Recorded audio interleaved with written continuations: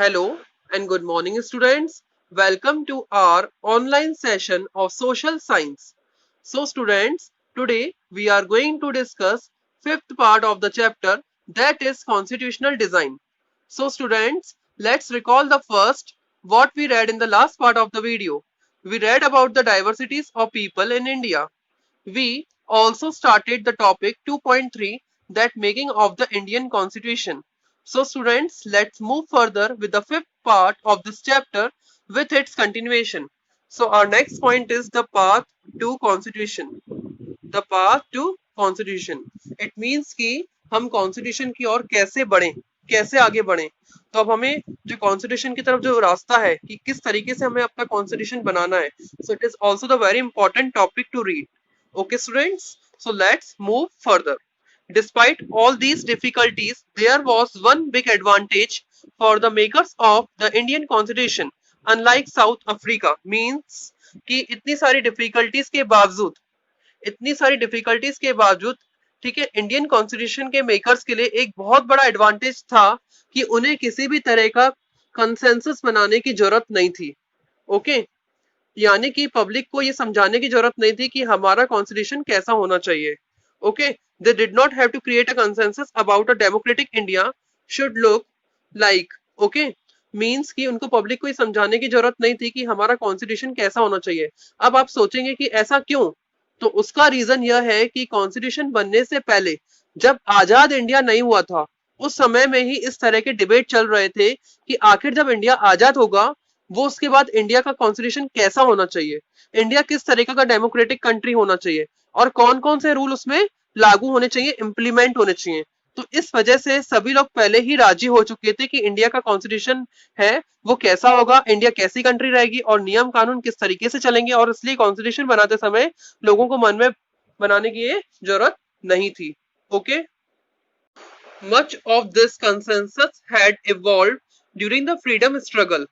It means कि जो कुछ कंसेंसस जो थे वो फ्रीडम स्ट्रगल के दौरान ही बन चुके थे. ठीक है, इनमें से कुछ कंसेंसस जो थे वो फ्रीडम स्ट्रगल के दौरान ही ड्यूरेशन में बन चुके थे. Our national movement was not merely a struggle against a freedom rule. हमारा जो नेशनल मूवमेंट था वो सिर्फ ब्रिटिशर्स के खिलाफ, ब्रिटिशर्स के अगेंस्ट, फॉरेन रूल के अगेंस्ट सिर्फ एक स्ट्रगल ही नहीं था, सिर्फ एक नेशनल मूवमेंट या एक स्ट्रगल नहीं था वो. It was not merely a struggle, सिर्फ स्ट्रगल नहीं था वो, but it was also struggle to regenerate our country and to transform our society and politics. Means कि जो हमारा नेशनल मूवमेंट था, जैसे 1857 नेशनल मूवमेंट हम देखते हैं, तो वो सिर्फ हमारा स्ट्रगल नहीं था फॉरेन रूल के खिलाफ, बल्कि वो हमारे देश को एक नया नया करने के लिए, एक नया बनाने के लिए और हमारे सोसाइटी और उसकी पॉलिटिक्स को ट्रांसफॉर्म करने के लिए भी था.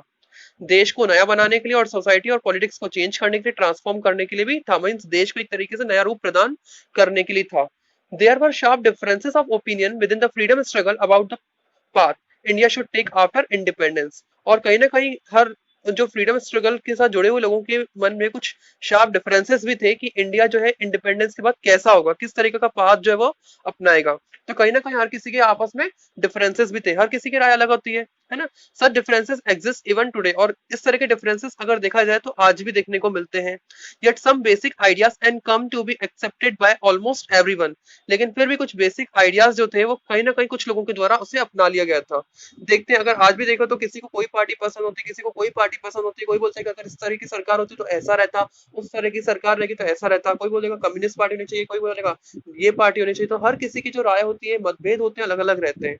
तो इस तरीके से कुछ ना कुछ पॉइंट्स जो है वो कुछ लोगों के द्वारा एक्सेप्ट कर लिए गए थे. Okay, so students, as far back as in 1928, Motilal Nehru and 8 other Congress leaders drafted a constitution for India.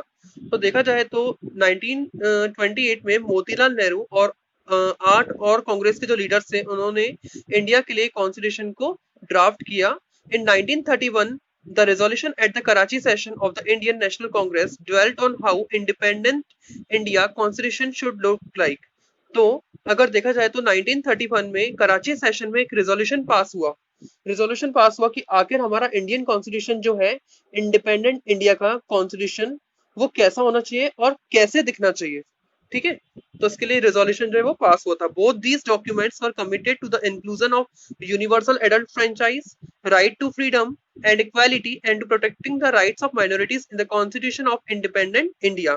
तो ये जो दोनों डॉक्यूमेंट थे जो 1928 और 1931 में दोनों जो डॉक्यूमेंट थे ये इस चीज के ऊपर कमिटेड थे कि इसमें universal adult franchise, right to freedom, equality और जो माइनॉरिटीज के राइट्स हैं प्रोटेक्ट करने के वो सारे इंडिपेंडेंट इंडिया के कॉन्स्टिट्यूशन में होने चाहिए.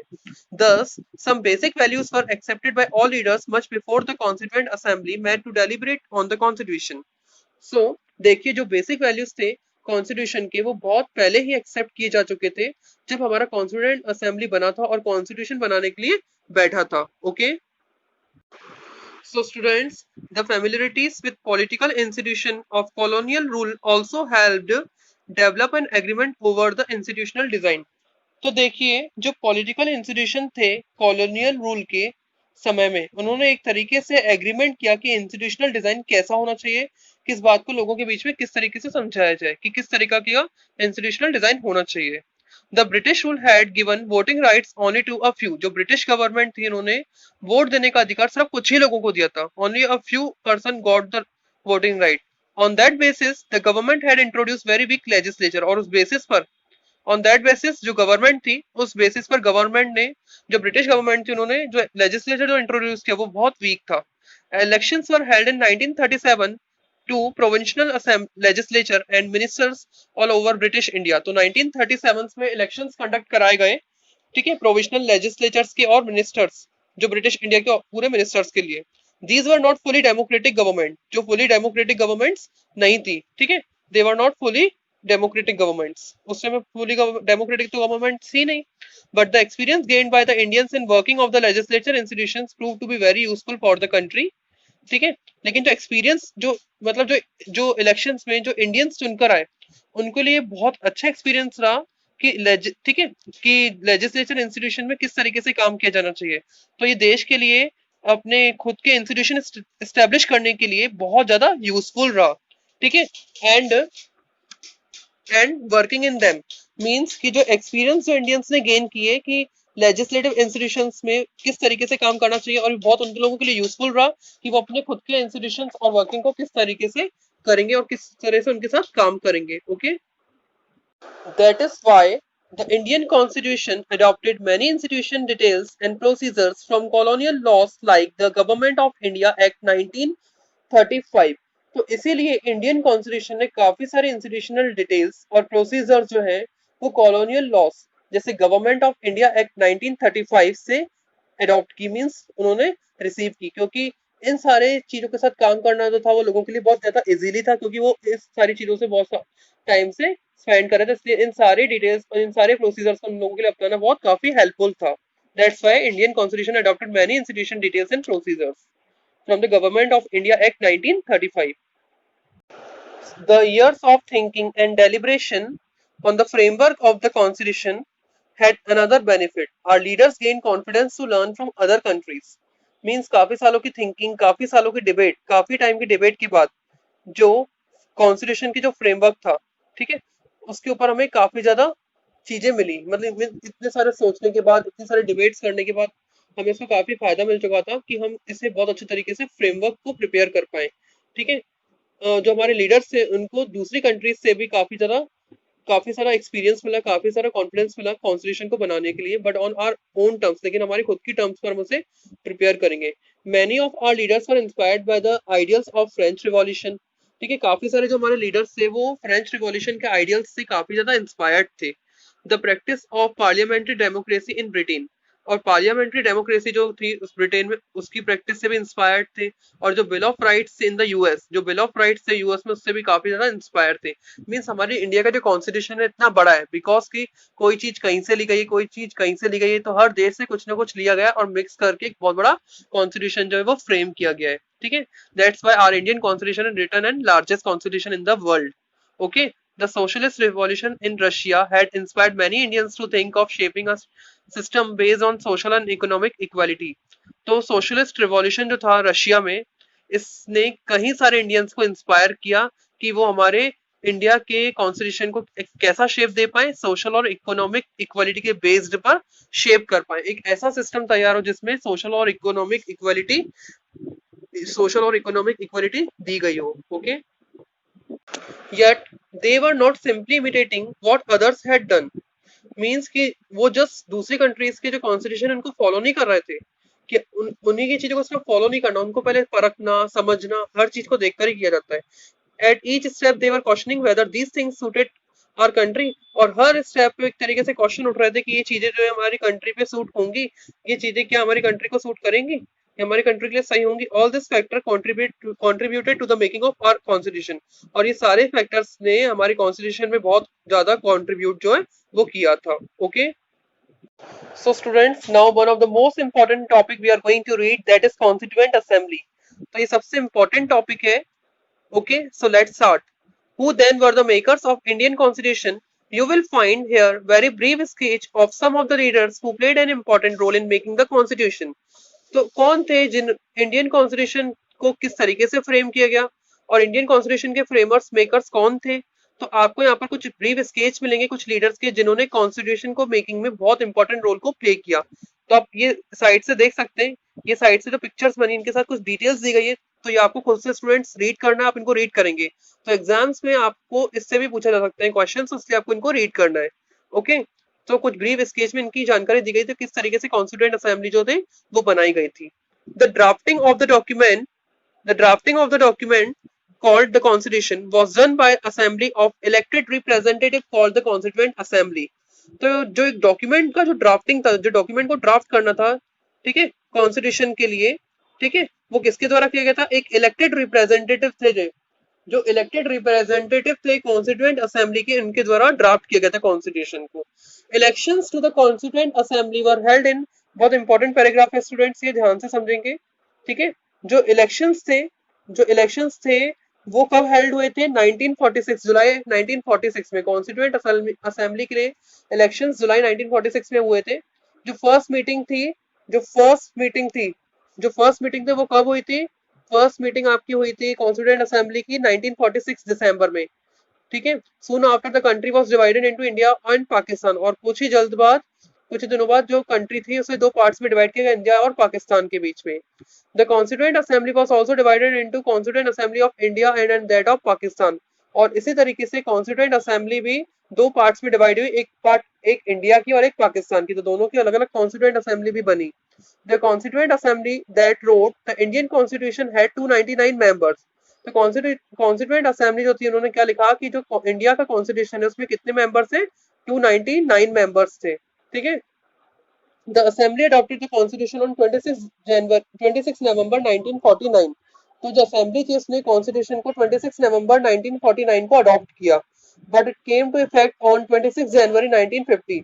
लेकिन हमारा कॉन्स्टिट्यूशन जो है वो इफेक्ट में कब आया, 26 जनवरी 1950 को आया, मींस 26 जनवरी 1950, 26 जनवरी 1950 को ये लागू किया गया। To mark this day we celebrate January 26 as a republic day every year, और इस दिन को मनाते हैं हम, इस दिन को सेलिब्रेट करते हैं हम, इस दिन को मार्क करने के, इस दिन की जो बहुत इंपॉर्टेंस होती है इसे हम सेलिब्रेट करते हैं 26 जनवरी को as a republic day of India every year. और तभी से 26 जनवरी 1950 से इस दिन 26 जनवरी को हर साल 26 जनवरी को रिपब्लिक डे के रूप में मनाया जाता है। Okay, Why should we accept the constitution made by the assembly more than 6 decades ago? तो यहाँ यह सवाल उठता है कि आखिर जिसको एक कॉन्स्टिट्यूशन जिसको 60 इयर्स पहले एक असेंबली द्वारा बनाया गया था, आखिर हम उसको क्यों फॉलो करें। तो ये क्वेश्चन एक आता है। We have already noted one reason above, the constitution does not reflect the views of its member alone, okay, it expresses a broad senses of its time. Okay, तो हमें यहाँ रीजन सिंपली समझ में आता है कि देखिए कॉन्स्टिट्यूशन जो है कॉन्स्टिट्यूएंट असेंबली के मेंबर्स के व्यू को ही क्यों नहीं दर्शाता है। उस समय में जो लोग रहने वाले एक देश के थे, यानी अगर हम इंडिया की बात करें तो इंडिया के बहुत सारे लोग इन बातों के लिए राजी थे, इस बात को मानते थे। Many countries of the world have had to rewrite their constitution afresh because the basic rules were not acceptable to all major social groups or political parties. ठीक है, तो काफी सारी कंट्रीज जो ऐसी हैं, काफी सारे देश वर्ल्ड में कंट्रीज जो ऐसी हैं ये जिनको अपना कॉन्स्टिट्यूशन फिर से लिखना पड़ा था। अब इसके पीछे रीजन क्या था, क्योंकि उस देश में रहने वाले बहुत सारे कम्युनिटीज जो है उन्हें उन्होंने पूरी तरह से कॉन्स्टिट्यूशन को एक्सेप्ट नहीं किया, तो इसलिए उन देशों को अपने कॉन्स्टिट्यूशन को फिर से लिखना पड़ा। जैसे इसके लिए हम एक साउथ अफ्रीका का एग्जांपल लेते हैं। जैसे 1994 के पहले वहां के कॉन्स्टिट्यूशन को कोई भी नहीं मानता, कोई भी इसको फॉलो नहीं करता था, तो इसलिए उन्होंने अपने कॉन्स्टिट्यूशन को फिर से लिखा। ठीक है, तो ये एग्जाम्पल हम देख ही चुके हैं, है ना। In some other countries the constitution exists as a mere piece of paper, no one actually follows it। कुछ अगर कंट्रीज में देखें तो कॉन्स्टिट्यूशन को सिर्फ एक पीस ऑफ पेपर ही समझा जाता है। ठीक है, जैसे एक पेपर पीस ऑफ पेपर है, लेकिन कोई भी उसको फॉलो नहीं करता है। The experience of our constitution is different. ठीक है, लेकिन हमारे कॉन्स्टिट्यूशन का जो एक्सपीरियंस है, हमारे कॉन्स्टिट्यूशन की कुछ बात ही अलग है। Over the last half a century several groups have question some provision of the constitution. तो अगर लास्ट हाफ सेंचुरी की बात करें, 60-70 सालों की अगर हम बात करें, कुछ 50 to 70 ईयर्स की बात करें, तो कुछ ऐसे ग्रुप्स हैं जिन्होंने हमारे कॉन्स्टिट्यूशन के कुछ प्रोविजंस को चैलेंज जरूर किया है, चैलेंज किया है, but no large social groups or political party has ever questioned the legitimacy of the constitution itself। लेकिन कोई भी ऐसी लार्ज सोशल ग्रुप या कोई भी ऐसी पॉलिटिकल पार्टी नहीं आई जिसने हमारी कॉन्स्टिट्यूशन की वैधता या मान्यता को खारिज किया हो। क्वेश्चन जरूर हुए हमारे प्रोविजंस के ऊपर, लेकिन उसको कभी खारिज नहीं किया। This is an unusual achievement for any constitution. और ये किसी भी तरह के लिए, किसी भी तरह के कॉन्स्टिट्यूशन के वो एक तरीके से एक अनयूजुअल अचीवमेंट, एक सफलता है ये एक तरीके से। Okay, the second reason for accepting the constitution is that the constituent assembly represented the people of India। तो सेकंड रीजन जो है कॉन्स्टिट्यूशन को एक्सेप्ट करने का वो था कि कॉन्स्टिट्यूएंट असेंबली ने इंडिया के लोगों का रिप्रेजेंटेशन दिया था। There was no universal adult franchise at that time. उस टाइम पे यूनिवर्सल एडल्ट फ्रेंचाइज नहीं थी। So the constituent assembly could not have been chosen by the people of India. Means constituent assembly को उस time directly जो था लोगों के द्वारा चूज नहीं किया गया था। It was it was elected mainly by the members of existing provincial legislature that we mentioned above। और इसमें जो मेंबर्स थे, कॉन्स्टिट्यूएंट असेंबली के जो मेंबर्स थे, उनको प्रोविंशियल लेजिस्लेचर, जो उस टाइम पे मौजूदा प्रोविंशियल लेजिस्लेचर थी, उस जो मेंशन की गई ऊपर, उसमें से लोगों को इलेक्ट किया गया था। This ensured a fair geographical share of members from all the regions of the country. और कहीं ना कहीं इसने सुनिश्चित किया कि कहीं हर जगह के मेंबर्स, हर रीजन से मेंबर्स प्रोपोर्शनली इसमें इंक्लूड किए गए थे, उनका इलेक्शन इसमें किया गया था। मतलब हर तबके के लोगों को इसमें शामिल किया गया था कॉन्स्टिट्यूएंट असेंबली में। हर तरह के लोगों को, हर तबके के लोगों को इसमें इंक्लूड किया गया था। The assembly was dominated by the Indian National Congress, the party that led India freedom struggle. तो असेंबली को इंडियन नेशनल कांग्रेस ने, आईएनसी डोमिनेट करती थी, और इस पार्टी ने इंडिया के फ्रीडम स्ट्रगल को नेतृत्व दिया। But the Congress itself included a variety of political groups and opinions। लेकिन कांग्रेस ने खुद से ही काफी वैरायटी ऑफ पॉलिटिकल ग्रुप्स और ओपिनियंस को इंक्लूड किया इसमें। The assembly had many members who did not agree with the Congress. Assembly में भी कुछ ऐसे मेंबर्स है जो कांग्रेस के काम से एग्री नहीं थे। In social terms too, the assembly represented members from different language groups, caste, classes, religions and occupations. तो और सोशल टर्म्स में भी अगर देखा जाए तो असेंबली में काफी सारे मेंबर्स होते हैं, वो अलग अलग language, different groups, caste, classes, religions and occupation से इंक्लूडेड थे। Even if the constituent assembly was elected by universal adult franchise, its composition would not have been very different. अगर मानो कि कॉन्स्टिट्यूएंट असेंबली को यूनिवर्सल एडल्ट फ्रेंचाइज के द्वारा भी elect किया जाता, तो फिर भी इसका कंपोजिशन कोई ज्यादा अलग नहीं रहता, कुछ ज्यादा डिफरेंट नहीं रहता।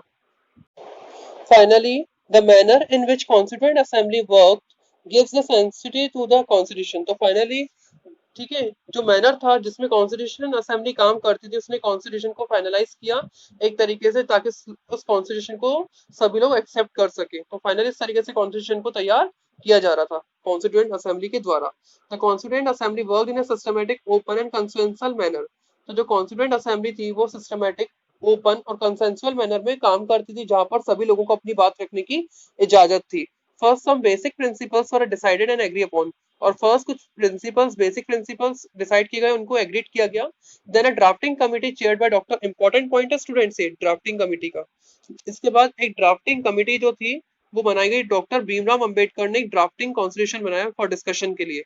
ठीक है, ड्राफ्टिंग कमिटी को चेयरमैन कौन थे? डॉक्टर भीमराव अंबेडकर थे, और उन्होंने एक ड्राफ्ट कॉन्स्टिट्यूशन का तैयार किया डिस्कशन के लिए। Several rounds of thorough discussion took place on the draft constitution. और काफी सारे राउंड चले इसके ऊपर। ठीक है, काफी डिस्कशन हुए, डिबेट्स हुए ड्राफ्ट कॉन्स्टिट्यूशन के ऊपर, क्लॉज बाय क्लॉज डिस्कशन हुए। ठीक है, मोर देन 2000 अमेंडमेंट्स वर कंसीडर्ड। लगभग 2000 से ज्यादा अमेंडमेंट्स जो है वो कंसीडर किए गए। The members deliberated for 114 days spread over 3 years, और 3 साल के दौरान 114 दिन 114 days कॉन्स्टिट्यूएंट असेंबली में बैठे हुए थे 3 years के ड्यूरेशन में. Okay. Every document and presented and every word spoken in the Constituent Assembly has been recorded and preserved. तो जो भी डॉक्यूमेंट प्रेजेंट किए गए थे और जो भी वर्ड्स बोले गए थे कॉन्स्टिट्यूएंट असेंबली में, उनको रिकॉर्ड भी किया गया, उनको प्रिजर्व भी किया गया. These are called constituent assembly debates. और इन्हें क्या बोला गया? इन्हें बोला गया constituent assembly debates. When printed these debates are 12 bulky volumes. और जब इनको प्रिंट किया जाता है तो इन्हें क्या बोला जाता है? इन डिबेट्स को 12 बल्कि वॉल्यूम्स कहा जाता है. ठीक है. तो 12 बल्कि volume. These debates provide the rationale behind every provision of the Constitution. These are used to interpret the meaning of the Constitution. तो ये जो डिबेट्स हैं, डॉक्यूमेंट्स हैं, तो ये जो डिबेट्स के डॉक्यूमेंट्स हैं, ये एक तरीके से समझाते हैं कि कोई अगर प्रोविजन बनाया गया है तो उसको क्या चीज ध्यान में रखकर बनाया गया है, क्यों बनाया गया है, और उसका यूज क्यों किया जाता है. कॉन्स्टिट्यूशन के किसी भी लाइन को या किसी भी प्रोविजन का मीनिंग निकालने के लिए कॉन्स्टिट्यूशन का प्रोविजन है कि क्या कहना चाहता है, इसका मीनिंग क्या होता है, और इसके लिए कॉन्स्टिट्यूएंट असेंबली का जो डिबेट है 12 बल्कि वॉल्यूम, उसका यूज किया जाता है. तो ये 12 बल्कि वॉल्यूम जो है इसमें बहुत इंपॉर्टेंट है. Okay students, thank you.